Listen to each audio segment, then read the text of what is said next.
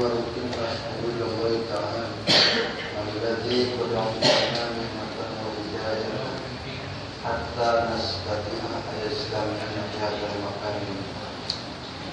صلوات وسلام إلى حبيبنا ونبينا رسول الله صلى الله عليه وسلم الذي قد حمل الناس من الظلمات إلى النور ومن الزمان المظلم إلى الزمان.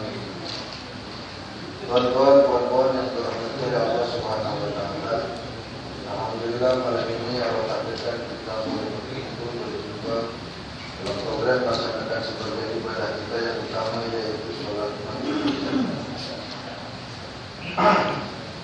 Tidak lupa salawat serta salam marilah kita limpahkan kepada Habibina wa Nabiyina Rasulullah sallallahu alaihi wasallam, kepada para keluarganya, kepada para sahabatnya, kepada para tabi'in. Semoga kita berkumpul di sini mendapatkan syafaat di yaumul qiyamah. Insyaallah kita akan sambung pembahasan bulan lepas. Bulan lepas kita membahas kalimat thayyibah yang ke banyak yang ingat, sedikit yang lupa. Yang ke-6 yaitu kalimat ya hayyu ya qayyum. Tuan-tuan coba tengok di internet kan, zikir-zikir tentang ya hayyu ya qayyum indah kalau kita dengar. Tetapi lebih indah lagi kalau kita paham apa maknanya. Dan alhamdulillah bulan lepas kita sudah bahas, kita sudah cerita. Tetapi malam ini kita akan sambung, sebab ada keterangan ketika Allah Subhanahu wa taala memberikan sebuah mukjizat kepada Nabi. Kalau kepada manusia namanya ma'unah, kalau kepada Nabi namanya mukjizat. Ya. Jadi kalau manusia tidak ada yang mendapatkan mukjizat selain Nabi atau Rasul. Yang mendapatkan mukjizat itu adalah Nabi dan Rasulullah SAW. Dan pada malam hari ini, sehubung dengan kita tajuknya ya hayyu ya qayyum, kita pernah mendengar dalam Al-Quran diterangkan bahwa ada seorang Nabi yang mempunyai gelar yaitu Ruhul Kudus. Siapa tuan-tuan Ruhul Kudus itu? Nabi Isa. Nabi Isa alaihi salam. Nabi Isa alaihi salam. Dulu kita mendengar bahwa mukjizat Nabi Isa boleh menghidupkan orang yang mati, betul? Betul. Yang kita tahu mukjizat Nabi Isa menghidupkan orang yang mati. Mukjizat Nabi Isa ada lagi yaitu apa? Menyembuhkan orang yang punya penyakit buta sejak lahir, menyembuhkan penyakit sopak, membuat burung dari tanah, dan yang terakhir menyembuhkan atau menghidupkan orang yang sudah mati yang berada di dalam kubur. Di dalam Quran surat Al-Maidah 110. Coba tengok tuan-tuan, Quran surat Al-Maidah 110. Kalau boleh dengan tafsirnya sekali, di situ dijelaskan. Tetapi dengan apa doa yang dibacakan oleh Nabi Isa alaihissalam sehingga beliau boleh menyembuhkan orang yang buta, boleh menyembuhkan penyakit sopak, boleh membuat yang namanya burung dari tanah, dan boleh menghidupkan orang yang sudah mati di alam kubur. Misalnya seperti ini tuan-tuan. Ketika suatu hari Nabi Isa berjalan-jalan, kemudian melewati sebuah kuburan. Di atas kuburan itu ada seorang ibu-ibu yang sedang duduk menangis. Ketika ditanya oleh Nabi Isa, "Ma baluka anta bukia?" Itu bahasa Arab ya. "Ma baluka anta buki?" Kenapa engkau menangis, hai perempuan? Perempuan itu menjawab, "Qad matat binti." Sudah meninggal anak putriku kesayanganku, dan saya tidak akan beranjak, saya tidak akan berdiri, dan saya tidak akan pulang ke rumah kecuali kalau anakku hidup kembali. Kok Kalau memang ada sekarang macam orang macam itu sudah gini itu kan. Sampai kiamat pun tak ada karena hidup lagi. Apa jawaban Nabi Isa ketika itu? Nabi Isa berkata lagi, kalau seandainya Allah mengabulkan aku berdoa untuk menghidupkan anakmu yang telah mati, apakah kamu akan pulang? Perempuan itu menjawab, iya. Naam, iya, saya akan pulang. Kemudian Nabi Isa melakukan sholat 2 rakaat. Tapi di sini tuan-tuan, kita jangan salah tafsir ya. Ini kan seperti zaman Nabi Isa alaihissalam. Beliau sholat tak tahu dekat kuburan atau tidak tahu jauh daripada kubur. Sebab kita tahu bahwa kita dilarang sholat di atas kubur. Betul lah. Takut ketika sujud ada yang bangun. Begitu ya. Jangan-jangan di kubur suruh masih luas, Pak. Betul tak? Masjid masih luas. Buat apa sholat di kubur? Macam orang di Cirebon tuh. Kubur di depan, sholat di dalam. Wah, berdoanya khusyuk. Minta sama mbak tuh. Betul tak? Cirebon, Jawa. Bukan Cirebon Pelan. Di Jawa, Pak. Kemudian Nabi Isa sholat 2 rakaat. Selepas sholat Nabi Isa kemudian berdoa, Ya Hayyu Ya Qayyum, Qumi wakhruji bi'idnir Rahman. Dengan Allah yang Maha Hidup dan yang Maha Tegak. Qumi itu artinya untuk perempuan. Sebab yang meninggal itu perempuan. Doa pertama Nabi Isa, Ya Hayyu Ya Qayyum, bangun. Kemudian keluarlah hai perempuan dengan izin Allah yang Maha Pengasih lagi Maha Penyayang. Apa yang terjadi? Kuburan bergetar. Macam di wayang-wayang kan? Oh, kuburan bergetar. Kemudian Nabi Isa berdoa yang kedua kalinya, Ya Hayyu Ya Qayyum, Qumi wakhruji bi'idnir Rahman. Bangun dan keluarlah dengan izin Allah yang Maha Pengasih lagi Maha Penyayang. Apa yang terjadi? Restoran datang. Kalau boleh berdepan dengan restoran datang. Kawan kita tengok di YouTube tuh bisa lihat nanti katanya minumnya yang kuning-kuning. Aduh, sampai mana tadi itu? Sampai restoran datang. Doa yang kedua, tuan-tuan sekalian, Nabi Isa berdoa, apa yang terjadi? Kuburan terbelah kedua. Kemudian Nabi Isa berdoa lagi, Ya Hayyu Ya Qayyum, Qumi wakhruji bi'idnir Rahman.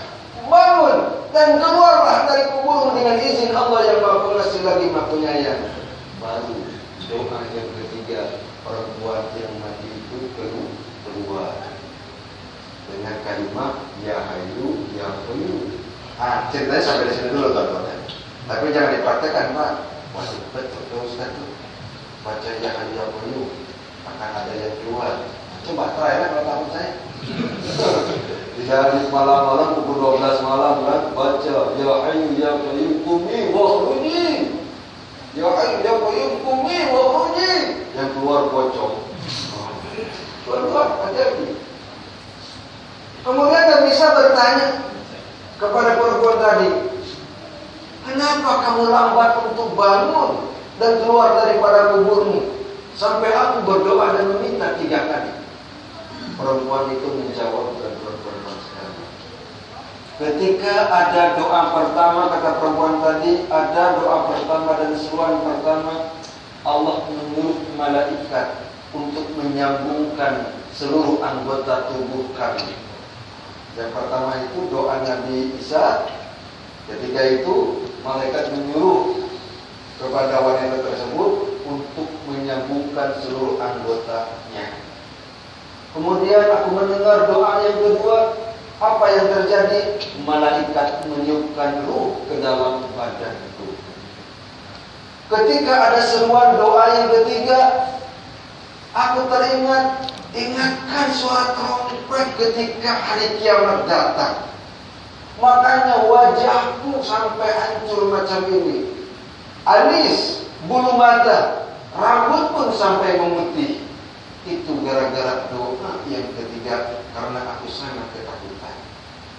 Kemudian perempuan itu mendatangi ibunya.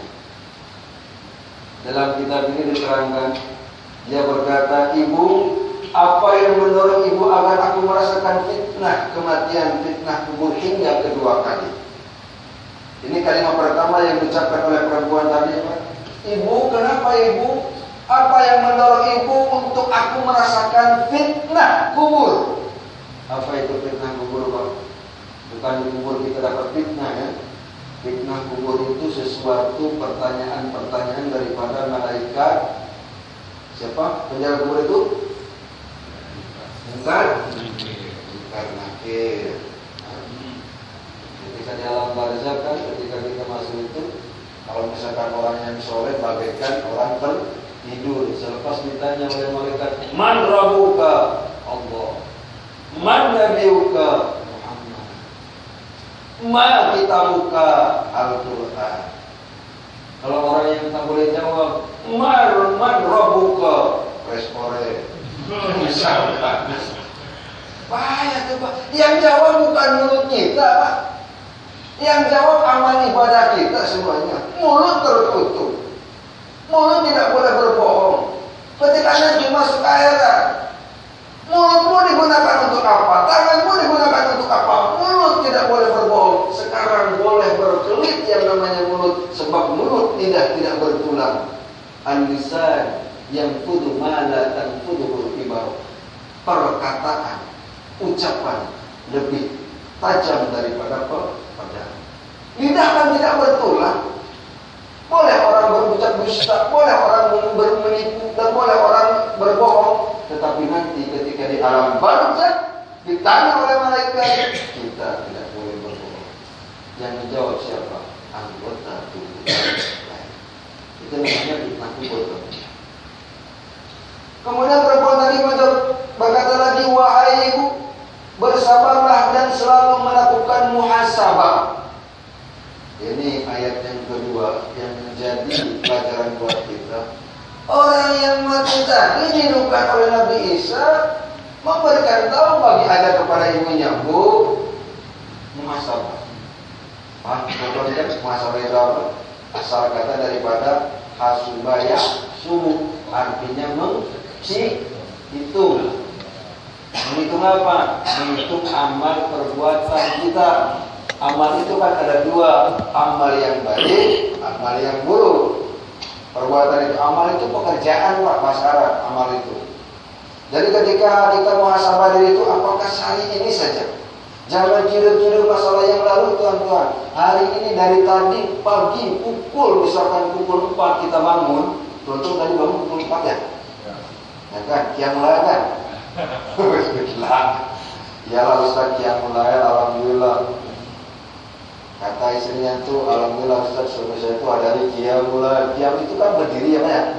Iya, berdiri malam ya. Tak tahu apa yang berdiri. Itulah qiyamul lail Ustaz. Ketika berdiri, pergi ke tandas. Kata istrinya, "Alhamdulillah suami saya pergi sholat tahajud." Ternyata kita tanya, "Bang, dari mana?" "Kencing."